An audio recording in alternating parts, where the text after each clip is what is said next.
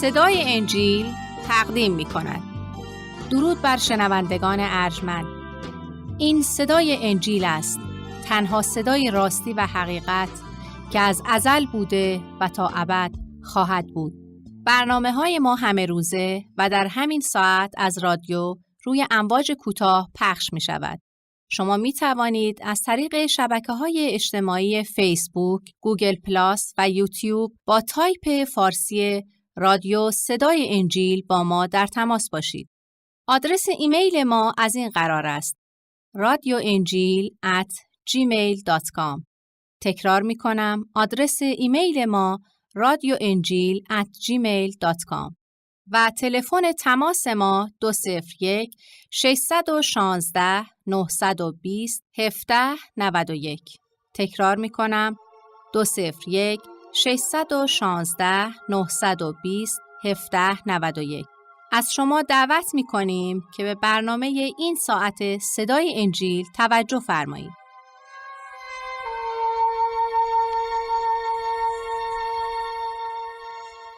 پروردگارا، از لحظه‌ای که با گشودن چشمان خود زندگی روزانه خود را آغاز می کنیم و تا دقیقه‌ای که از فرط خستگی پلکان خود را برهم نهاده و به خواب می رویم، رحمت تو و فیض و کرم تو بر ما بندگان خاطی جاری می باشد، بیان که لیاقت آن را داشته باشیم. ای خداوند، بر ما ترحم فرما تا هر روز متوجه اعمال و افکار و کردار خود باشیم و یاری مانده که در هر لحظه و هر حالت چشمان خود را بر تو بنهیم و تو را با مطیع بودن به اوامرت به خاطر بیاوریم. بارالها، عمر ما کوتاه و بسیار زودگذر و ناپایدار است. هستی ما نیز نابود می شود و تنها چیزی که جاودان می ماند تو هستی. پس بگذار ای خداوند در تو باشیم و برای تو زندگی کنیم تا در ملکوت جاودانیت شریک شده و در فیض و رحمت تو سلوک نماییم. تو را شکر می‌کنیم ای خداوند که این فرصت را عطا کرده ای و این امکانات را در اختیار ما قرار داده ای تا در این عالم ماشینی و این دنیای اهریمنی و این جهان تاریک و ظلمانی بتوانیم با خواندن و تفکر و تعمق کردن در کلام مقدست نور امید و حیات جاودان را نه فقط نصیب خود کنیم، بلکه دیگران را نیز از آن آگاه و دعوت به ملکوت سماویت کنیم. پس ای خدای متعال، تمنا این که چشمان ما را بگشا، بصیرت روحانی به ما عنایت فرما و افکار ما را متوجه عالم معنویت بگردان تا از کلام مقدست غذای روح را دریافت کنیم و چیزهای عجیبی را بیاموزیم تا تو را بشناسیم و خود را نیز بیازماییم. این دعا را به نام یگانه نجات دهنده زنده بشریت یعنی عیسی مسیح که اکنون در حضور توست و به زودی به این جهان برمیگردد می‌طلبیم. آمین.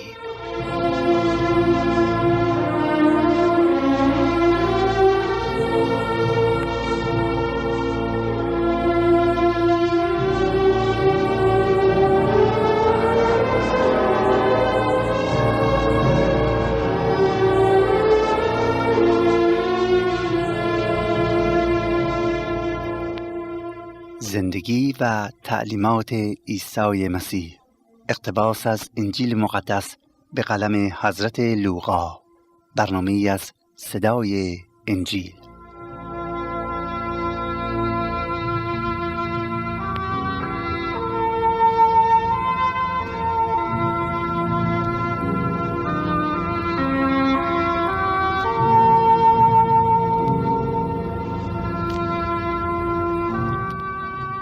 برادران و خواهران عزیز، شیفتگان عدالت و صلح و سلامتی، درود بر شما. امیدوارم که به لطف خدا روزهای خود را در شادی و آرامش الهی که مافوق عقل بشری است و دنیا نمیتواند آن را به شما عطا کند و حتی آن را درک کند به سر بیاورید. در برنامه این ساعت و در ادامه مطالعه کلام خدا توجه خود را به انجیل مقدس، این کلام جاودان و حیات بخش خدا مبذول داشته و از فصل 6 از آیه 18 گفتار زنده خدا را مطالعه می کنیم. و از خداوند تمنا می کنیم که افکار ما را متمرکز به کلامش بگرداند و آماده پذیرش اوامرش. از آیه 18 الی 49 فصل 6 خطابه معروف عیسی مسیح به شاگردانش می باشد که قسمتی از آن به خوشبحالها یا افرادی که واقعا خوشحال هستند و خوشبخت می باشند مسما می باشند. پیام جاودان و معروف مسیح که تسلی بخش میلیون ها میلیون انسان در طول زمانهای مختلف بوده و هست و خواهد بود و بدون هیچ شک و تردیدی پیامی است که امروز میتواند با قلب و روح و جان ما سخن بگوید و زخمای روح و جان و جسم ما را التیام و شفا ببخشد. و به قول یکی از شما شنوندگان عزیزمون، این قسمت از کلام خدا مختص ما ایرانیان می باشد، زیرا انگار عیسی مسیح نیاز واقعی ما را درک کرده و می دانسته است که داروی شفای ما چه می باشد. در آیه 17 می فرماید عیسی مسیح همراه با شاگردانش از بالای کوه پایین می آید و گروه بسیاری از مردم از شهرهای مختلف و حتی از اورشلیم آمده بودند تا در کنار دریای سور سیدون یا دریای جلیل کلام او را بشنوند و از امراض خود شفا یابند. و کسانی که از ارواح پلید معذب بودند شفا یافتند. و در آیه 19 می‌فرماید تمام آن گروه می‌خواستند او را لمس کنند، زیرا قوتی از وی صادر شده همه را صحت می‌بخشید، همه را شفا می‌داد. در واقع می‌فرماید در عیسی مسیح قدرت خدا آنچنان آشکار بود که هر کسی که به حضورش می‌آمد از فیض او بهره مند می‌شد و شفا پیدا می‌کرد. و دوستان عزیز، عیسی مسیح یگانه منجی بود که این چنین قدرت شفا بخش از او صادر می شد و هرگز دستی که به سویش آمد او آن را رد نکرد. و همونطوری که می دانید او امروز زنده است و در حضور خداست و برای ایماندارانش شفاعت می کند. و اگر ما نیز با ایمان امروز دست خود را به سوی او برافرازیم و از او تقاضای شفا کنیم، مطمئن باشید که او دعای ما را خواهد شنید و اگر با ایمان دعا کنیم جواب دعا را نیز خواهیم یافت، زیرا او برای شفای جان و روح ما انسان ها آمد. و کلام خدا میگوید که عیسی مسیح دیروز و امروز و تا ابدالآباد همان است و هیچ تغییری نمی کند. و خدا را شکر برای این حقیقت که امروز او حاضر است دردهای ما را نیز شفا ببخشد. حالا از آیه 20 الی 23 براتون میخونم. کلام خدا را گوش کنید و در دل خود جای بدهید. میفرماید پس عیسی نظر خود را به شاگردان خیش افکنده گفت خوشا به حال شما ای مساکین، زیرا ملکوت خدا از آن شماست. خوشا به حال شما ای مساکین، زیرا ملکوت خدا از آن شماست. خوشا به حال شما که اکنون گرسنه‌اید، زیرا که سیر خواهید شد. خوشا به حال شما که الحال گریانید، زیرا خواهید خندید. خوشا به حال شما وقتی که مردم به خاطر پسر انسان از شما نفرت گیرند و شما را از خود جدا سازند و دشنام دهند و نام شما را مثل شریر بیرون کنند. در آن روز شاد باشید و وجد نمایید، زیرا اینک اجر شما در آسمان عظیم می باشد، زیرا که به همین طور پدران ایشان با انبیا سلوک نمودند. این خاطبه مسیح همان نطقی است که در فصلهای 5 الی 7 از انجیل مقدس متی ضبط شده و در نزد ما مسیحیان به موضع بالای کوه مسمی می باشد. البته آنچه که لوقا در اینجا بیان می کند بسیار بسیار مختصرتر از بیانات متی حواری می باشد و حتی در بعضی نکات تفاوت‌های جزئی نیز دیده می شود. اما این تفاوت‌ها بیشتر از آن جهت است که متی حواری انجیل مقدس خود را متوجه یهودیان و لوقا برای امت‌ها می نگاشته است. متی این نطق را به منزله قانون اصلی ملکوت آسمانی خدا می داند، اما لوقا آن را مثل کلمات نصیحت آمیز واعظ یا معلمی برای امتها ضبط می کند. ولی آنچه از همه مهمتر است این است که نطق مسیح دارای دو جنبه بوده و علت تفاوت ظاهری بین این دو در این است که لوقا یک جنبه و متی جنبه دیگر آن را بازگو می کند و بنابراین باید هر دو جنبه را در حین مطالعه این آیات در نظر داشته باشیم تا به یگانگی آن و عمق تعلیمات عیسی مسیح پی ببریم. در آیه 20 عیسی مسیح می‌فرماید خوشا به حال مسکینان یا مساکین در روح، زیرا ملکوت آسمان از آن ایشان است. دقت کنید، نمیگوید مسکینان در این جهان، بلکه میگوید مسکینان در روح. مقصود مسیح از مسکینان یا فقرا باید در وضع موقعیت شاگردان را نیز فهمید و یا در موقعیت آن قرار داد تا بتوانیم به عمق آن پی ببریم. زیرا می‌فرماید که او این تعلیمات را به شاگردان خود داد و یا عیسی مسیح این تعلیمات را رو به شاگردانش میکنه و این جملات را ادا میکنه. به عبارت دیگر مستقیما به شاگردان مسیح ربط داره و یا به کسانی که از او پیروی میکنن، کسانی که شاگرد او هستند. به عبارت دیگر شامل حال من و شما نیز می شود اگر شاگرد عیسی مسیح هستیم. او این تعلیمات را به شاگردان خود داد و یا رو به شاگردانش نمود. اغلب شاگردان مسیح اشخاص فقیر و از نظر دنیا از طبقه پست اجتماع محسوب می شدند. اما عیسی مسیح به جای اینکه برای فقر آنها اظهار تأسف کند، آنها را از داشتن دولت روحانی تبریک می گوید.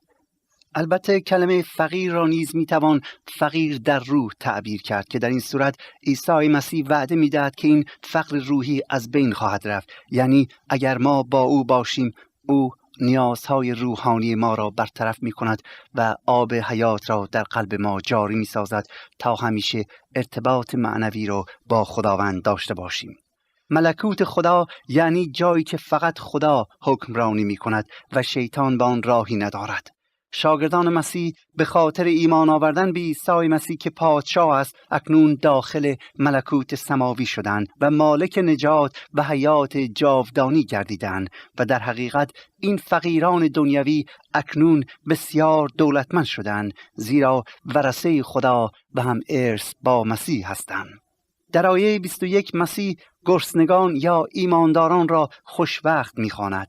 اگرچه شاگردان مسیح غالباً جسماً گرسنه بودند و اغلب آنان بسیاری از چیزهایی که برای آسایش جسمانیشان لازم بود کسب داشتند، محضا عیسی آنها را خوشابحال یا خوشبخت می‌خواند و می‌فرماید شما کاملاً سیر خواهید شد، زیرا آنان نان سماوی را به دست آورده بودند، نان حیاتی که هر کی از آن بخورد دیگر هرگز گرسنه نخواهد گردید. عیسی مسیح نه فقط فقیران و گرسنگان را خوشبخت می‌خواند، بلکه آنانی که گریانند ولی به او ایمان آوردند، او آنها را نیز خوشبخت می‌خواند. بدون شک اغلب مردم هر یک با نوعی غم و غصه زندگی می‌کنند و انگار همانند کوله باری پشت آنها را خم کرده و این اندوه سبب افسردگی و زحمت در زندگی می‌گردد و چه بسا زندگی را بسیار تلخ و زهرآلود می‌کند. و شخص هیچ لطفی و هیچ هدفی و هیچ مقصودی برای زیستن در خود نمی بیند و در نتیجه امید خود را برای بقای حیات از دست می دهد. ولی مسیح به شاگردان غمگین و زحمتکش و افسرده خود مژده می دهد و به آنها وعده تسلی و شادمانی می دهد. و اگرچه علت آن در این آیات بیان نگردیده، اما در آیات بعدی کلام خدا متوجه می‌شویم که عیسی مسیح خودش بار غم‌ها و ناراحتی‌ها و اندوه‌های ما را بر خود می‌گیرد و بدین وسیله ما را آزاد می‌سازد و فیض عنایت می‌فرماید.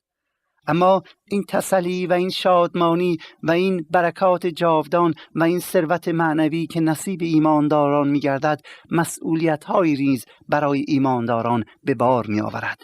و از آیه 22 عیسی مسیح واضحاً به شاگردان خود می‌گوید که ایشان متحمل شدائد و زحمات بسیاری خواهند شد و 4 نوع درد و رنج و زحمت و عذاب را برای آنان پیشگویی می کند که در آیه 22 برای ما بازگو شده است. می فرماید شما به خاطر من، یعنی ایمانداران به عیسی مسیح، به خاطر ایمانشون به عیسی مسیح مورد عذاب و جفا قرار خواهند گرفت.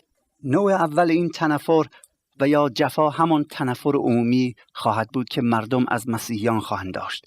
نوع دوم اخراج از کنیسه یا عبادتگاه است که بین 30 تا 60 روز بود و سوم تهمت‌های سخت خواهد بود و چهارم اخراج دائمی از بیت المقدس. عیسی مسیح میگوید برای خاطر پسر انسان و یا به خاطر خود او این چیزها بر شما خواهد آمد، ولی میگوید خاطر جمع دارید، شاد باشید، زیرا تنها نفرتی که منبع شادی است این میباشد که شما برای من یا به خاطر نام من متحمل زحمات و عذاب شوید. اگر ما بنده مسیح باشیم، اهل دنیا ما را همچون خود عیسی مسیح زحمت خواهند داد و ما را مورد جفا قرار خواهند داد.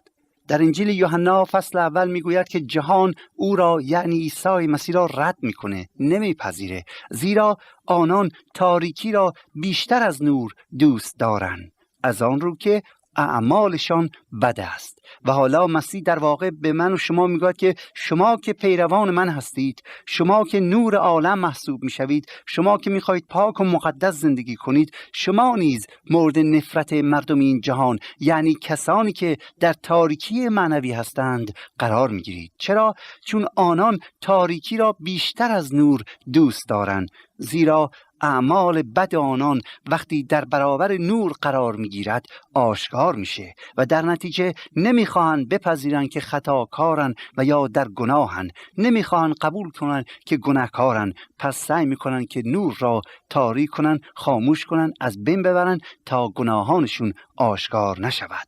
حالا مسیح میگوید ما مسیحیان باید به جای گریه و اندوه از تحمل مصائب قبول کنیم در راه مسیح که نه افسرده بشیم، بلکه بی اندازه شاد خاطر و مسرور شویم، زیرا به جای جفا و اندویی که مسیحیان در این روی زمین متحمل می شوند، مزد و اجر بسیاری در آسمان نصیب خود خواهند کرد.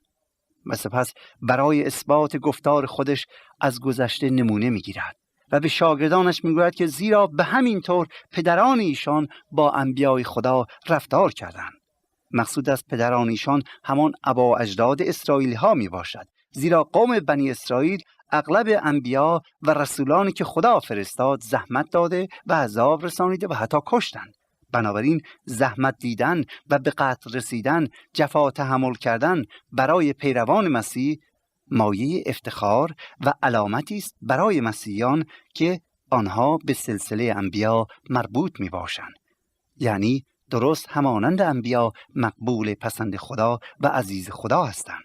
و از این رو ما مسیحیان باید شادی کنیم که خدا ما را جزو برگزیدگانش نموده و عامل رسانیدن بشارت حیات و ملکوت سماوی خود در این عالم تاریک گردانیده است.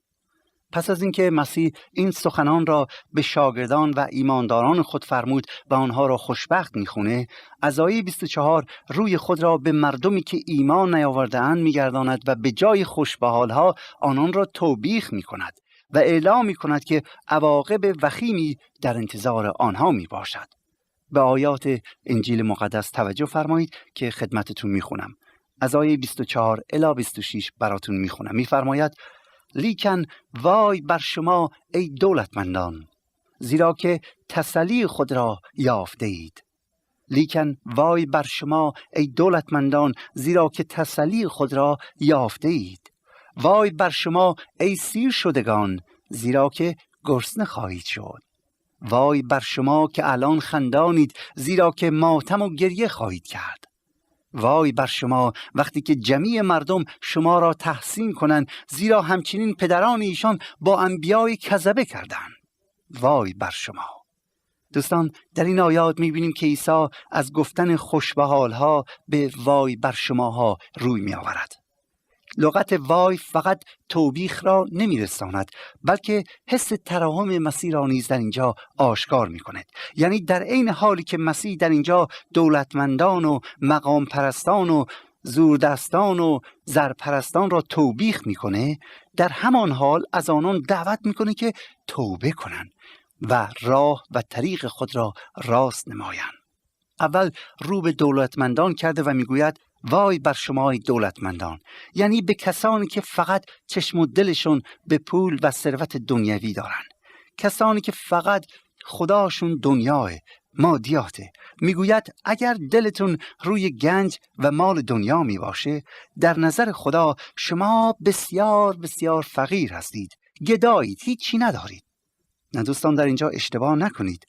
عیسی در اینجا تعلیم نمیدهد که فقر یا ثروت به خودی خوب خوبه یا بده. در اینجا نمیگوید که حالا دولتمندان چون که محکوم شدن بنابراین ما باید فقیر باشیم. خیر، در عوض می‌فرماید ثروت فقط آن موقع بده که اشخاص از اراده خدا باز داشته شوند. یعنی ثروت عاملی بشه که من و شما از پیروی کردن خدا، از انجام اراده خدا باز داره.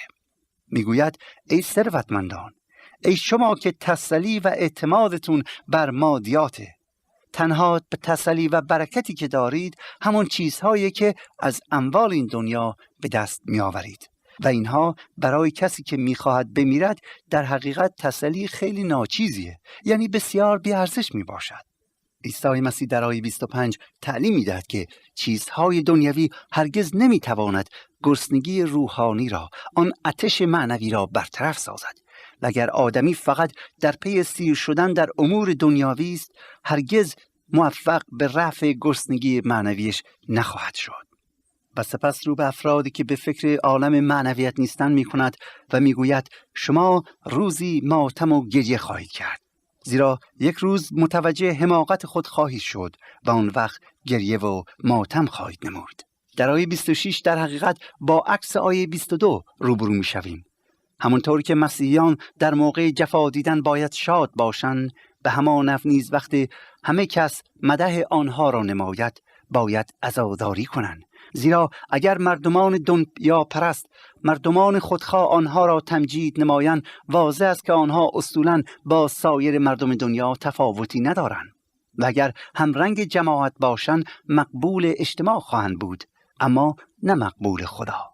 همه مردم دوستان عیسی مسیح را تمجید نکردند و مسلماً اگر شاگردان او هم مثل عیسی مسیح رفتار کنند مورد عزت و احترام همه واقع نخواهند شد.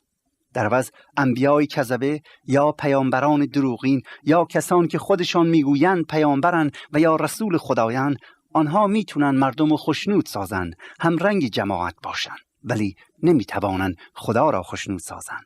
انبیای حقیقی نه الزاماً انسانها را بلکه خدا را خوشنود میسازند و چون انبیای حقیقی هم رنگ جماعت نیستند، مسلماً جماعت او را قبول نخواهند کرد، مقبول پسند مردم نخواهند بود. پس از این گفتار عیسی مسیح رو به آن جماعت عظیم میکنه و همه را مخاطب میکند و از آیه 27 الی 38 راجع به محبت و رحم آسمانی و نحوه معاشرت با هم نوع تعلیمات جاودانش را عطا میکند که تا آنجا که فرصت ما را اجازه بدهد به مطالعه آن در این برنامه میپردازیم. آیه 27 و 28 چنین میفرماید: لیکن ای شنوندگان، یعنی مسیح رو به افراد میکنه و به آنها میگوید ای شنوندگان، شما را میگویم دشمنان خود را دوست دارید و با کسانی که از شما نفرت کنند احسان کنید و هر که شما را لعن کند برای او برکت بطلبید و برای هر که با شما کینه دارد دعای خیر کنید. در آیات قبل عیسی مسیح به شاگردان خود اعلام نمود که یقیناً به خاطر ایمانشان و به خاطر برگزیدن راه خدا در این دنیا با جفا و آزار و تهمت‌های بسیاری روبرو خواهند شد و حتی کشته خواهند شد و حالا در این آیات به آنها نشان می‌دهد که چگونه باید با افرادی که به خاطر ایمانشان با آنها ظلم و جفا میرسونند رفتار داشته باشند. حالا میگوید شما نباید از آنها متنفر بشید، نباید به آنها آزار برسونید. در عوض میگوید حتی در مقابل آزاری که به شما میکنن شما بایستی به آنها خیر کنید. برعکس میگوید که شما در مقابل بدیها و جفاهای آنان باید آنها را هم دوست داشته باشید و نسبت به ایشان مهربان باشید و لطف نشون بدهید. و ای عزیزان، خود عیسی مسیح در این مورد برای ما نمونه گردید. وقتی که بر روی صلیب بود، دشمنان که به او خنجر زدند، او را میخکوب کردند بر روی صلیب، برای آنها دعا کرد، لعنت نکرد. در عوض گفت ای خدا، ای پدر آسمانی، اینها را بیامرز زیرا نمیدونن چه میکنن. استیفان اولین شهید مسیحی نیز همین کرد. وقتی که او را سنگسار میکردن دعا کرد که خداوندا این افرادی که دارن مرا میکشن، این افرادی که دارن به من سنگ میندازن به خاطر اینکه من به تو ایمان دارم، آنها را ببخش چون نمیدانند چه میکنن. و به گواه تاریخ مسیحیان قرنهای اولیه این فرمان عیسی مسیح را با کمال شجاعت اطاعت نمودند و اگرچه دشمنانشان آنها را عذاب داده و می‌کشتند، لااقل تا مدت 300 سال تاریخ می‌گوید که آنها هرگز شمشیر نکشیدند و سعی در آزار دشمنانشان ننمودند، بلکه برعکس همیشه برای دشمنان خود دعا کرده و نسبت به آنها محبت نشان می‌دادند. برای بعضی از ما ایرانی‌ها این فرمان عیسی مسیح غیر منطقی به نظر می‌آید و چه بسا بگوییم که چرا مسیح می‌فرماید که مظلوم حق خود را نگیره. ولی دوستان اشتباه نشود، در اینجا مسیح درباره عکس العمل ما مسیحیان در برابر کسانی که به خاطر ایمان به او جفا می‌بینیم و یا به ما جفا می‌رسونن تعلیم می‌دهد. این خیلی مهمه و علت این دستور رو خود عیسی مسیح به بهترین وجهی بیان کرده است. در انجیل متی فصل 7 میگوید شما باید کامل باشید، شما باید اینطور رفتار کنید. چرا؟ چون شما فرزندان خدا محسوب میشوید. پس اگر به خدا تعلق دارید، اگر جزو فرزندان برگزیده خدا هستید، باید در طریق خدا رفتار کنید. و سپس میگوید اگر شما به کسانی که بدی میکنن بدی کنید، آن وقت چه فرقی با دیگران دارید؟ چه فرقی با فرزندان اهریمن دارید؟ چه فرقی با شریران دارید؟ اگر میدانید شرارت بد است، چرا خودت باید آن را انجام بدهی؟ میگوید شما به خدا تعلق دارید. خدا بدی نمیکنه. خدا ظلم و ستم نمیکنه. شما باید مثل فرزندان نور زندگی کنید و بدی را با بدی جواب ندهید، بلکه بدی ها را با خوبی هاتون مغلوب سازید و بدین وسیله در پاکی پیروز شوید. بدین وسیله با محبت بدی ها را مغلوب کنید. و دوستان عزیز، این حقیقتی است که نشان میدهد ذات خداوند چگونه است و محبت خدا را نسبت به ما میرسونه. همونطور که ما گناهکاریم ولی خدا هنوز ما را محبت می کند، به همین نحو ما نیز باید این سیرت سماوی را در خود نشان بدهیم و بپرورانیم و بدین وسیله مردم را به سوی حقیقت خدا هدایت کنیم، به وسیله اعمال پاک و مقدس و مقبول خدا. حق نگهدارتون باد.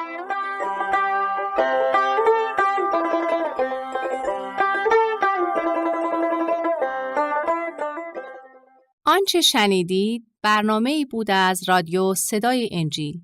خوشحال می‌شویم که با ما مکاتبه کنید و از نشریات و ادبیات ما استفاده نمایید و از طریق شبکه‌های اجتماعی فیسبوک، گوگل پلاس و یوتیوب با تایپ فارسی رادیو صدای انجیل همراه ما باشید. همچنین از طریق تلفن و ایمیل نیز می‌توانید با ما تماس بگیرید. آدرس ایمیل ما از این قرار است: radioenjil@gmail.com. تکرار می کنم، ایمیل ما radioenjil@gmail.com و تلفن ما 201 616 920 1791. تکرار می کنم، 201 616 920 1791. تا برنامه دیگر و روز دیگر، خدای یکتا و مسیح زنده با شما باشد. ماراناتا، یعنی خداوند به زودی برمیگردد. آمین.